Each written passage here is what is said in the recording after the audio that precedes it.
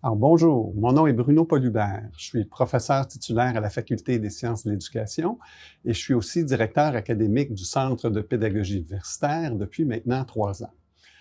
Ça me fait plaisir de vous inviter à visiter notre nouveau site Web qui, comme le Centre, a subi une importante transformation au cours des dernières années.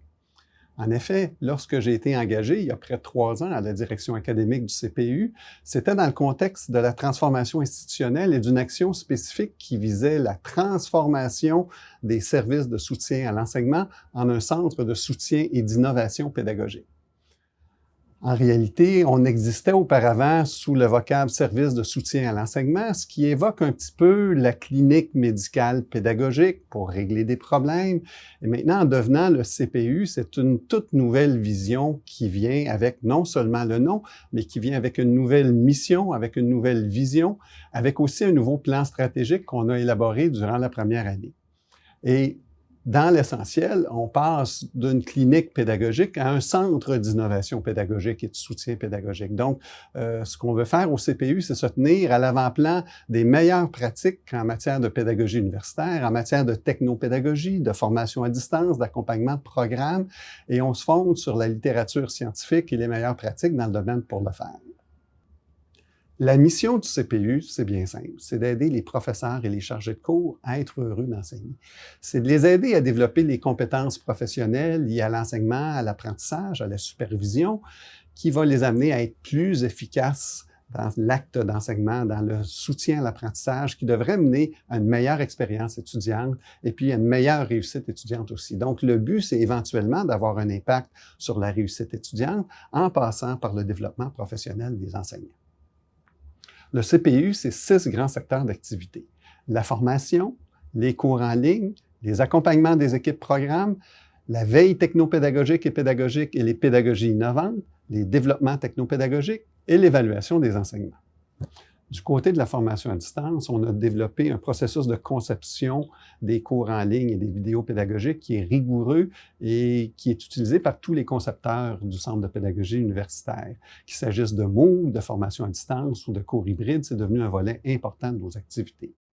Du côté de la veille technopédagogique et des pédagogies innovantes, on est aussi très actif. Nous avons mis en place une structure de veille pour identifier les avenues les plus prometteuses et on a différentes initiatives sur la pédagogie inversée, sur la réalité virtuelle et sur d'autres choses encore que vous pourrez découvrir au fil du temps. L'accompagnement des équipes programmes est aussi une activité qui est devenue très importante pour nous.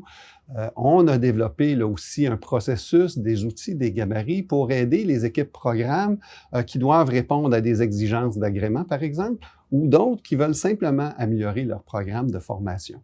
On fait tout ça dans une perspective où on essaie de développer des outils qui sont faciles à comprendre et faciles à utiliser. Un autre aspect très important de nos activités, c'est notre implication dans les développements technopédagogiques. On le fait en collaboration avec le service des TI. L'exemple le plus patent, c'est Studium, qui est le Moodle à saveur Université de Montréal et qui est utilisé par plus de 90% des professeurs et des étudiants. Donc, nous veillons à la maintenance de Moodle, mais nous veillons aussi au développement de Moodle en fonction des demandes des utilisateurs. Mais il y a toutes sortes d'autres produits technopédagogiques qui se développent actuellement. Nous avons encore là, en collaboration avec les TI, lancé la conférence web, les télévoteurs et plusieurs autres projets sont en cours et verront le jour dans les prochains mois, voire les prochaines années. Enfin, nous sommes aussi responsables de distribuer et collecter l'évaluation des enseignements. Et encore là, on cherche à le faire dans une perspective de soutien au développement professionnel des enseignants. Nous avons, en collaboration avec le service des TI et la firme Skytech, développé une application mobile qui rend facile de faire l'évaluation des enseignements en classe, comme ça se faisait auparavant, et qui rend aussi facile pour les professeurs l'accès au rapport d'évaluation. Donc, qu'est-ce qui guide nos actions? Je dirais d'abord une posture d'accompagnement dans notre travail avec les enseignants. Une posture aussi où, comme je l'ai dit, on vise le développement des compétences professionnelles et le développement du bien-être enseignant aussi parce qu'on pense qu'il y aura un impact sur la réussite étudiante. On cherche aussi à développer des outils, des processus, des techniques qui sont faciles à comprendre, faciles à utiliser, qu'on parle en fait des travaux sur les programmes, qu'on parle de l'évaluation des apprentissages ou encore qu'on parle des cours en ligne. On aimerait que lorsque vous avez des idées pédagogiques, vous ayez le réflexe CPU, c'est-à-dire que vous pensiez à venir nous en parler et que vous ne pensiez pas que l'innovation, c'est nécessairement une très, très grande chose. L'innovation, c'est un ensemble de petites choses, de petits pas qui peuvent nous amener à penser et à agir différemment. Alors, bonne navigation.